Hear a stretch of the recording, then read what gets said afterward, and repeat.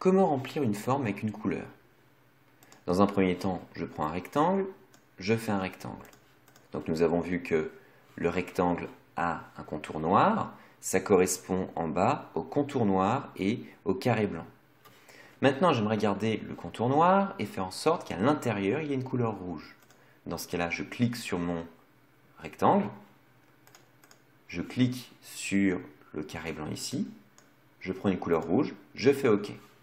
Il a automatiquement rempli mon carré en rouge. Il n'y a pas de pot de peinture comme dans Photoshop. Maintenant, j'aimerais remplacer ce rouge-là et mettre un dégradé. Dans ce cas-là, je reclique sur mon rectangle, je vais tout en haut, on a rectangle, il y a un petit onglet où il y a le carré rouge, je clique dessus, et vous voyez qu'ici, il n'y a pas de dégradé, donc il faut aller dans les options en dessous ici, et nous avons ici afficher le menu de type de nuance. Je clique une fois dessus, et nous pouvons choisir les types de nuances, et nous avons afficher les nuances de dégradé. Je clique dessus, il me propose quelques dégradés par défaut. Donc si je clique par exemple sur celui-là, il va me le faire en bleu, mais ce n'est pas celui-là que je veux, moi je veux du rouge vers le blanc. Donc ici sur la droite, on a un onglet qui s'appelle dégradé, et on va pouvoir personnaliser notre dégradé.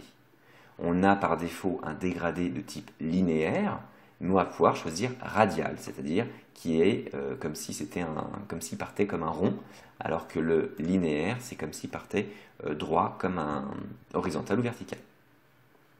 Donc je vais cliquer ici sur le petit carré bleu et je vais choisir la couleur rouge, je fais OK. Donc là, vous voyez que ça ne change rien.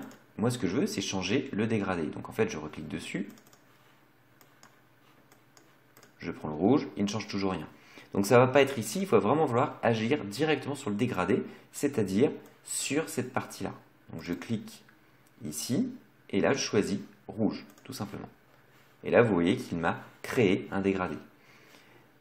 Donc là après le dégradé, on peut plus ou moins le pousser, mais on voit qu'il y a un petit peu de bleu. C'est tout simplement parce que ici il y a un petit peu de bleu. Donc je clique dessus, je clique sur blanc, et là maintenant j'ai un vrai dégradé de rouge vers le blanc.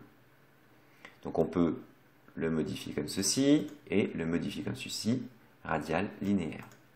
Maintenant ma forme, j'aimerais retrouver les couleurs de base, donc je retourne tout en haut, ici, et j'aimerais retrouver mes couleurs de base. Dans ce cas-là, je reclique ici, et je fais afficher toutes les nuances. Je me retrouve avec toutes les nuances, ici.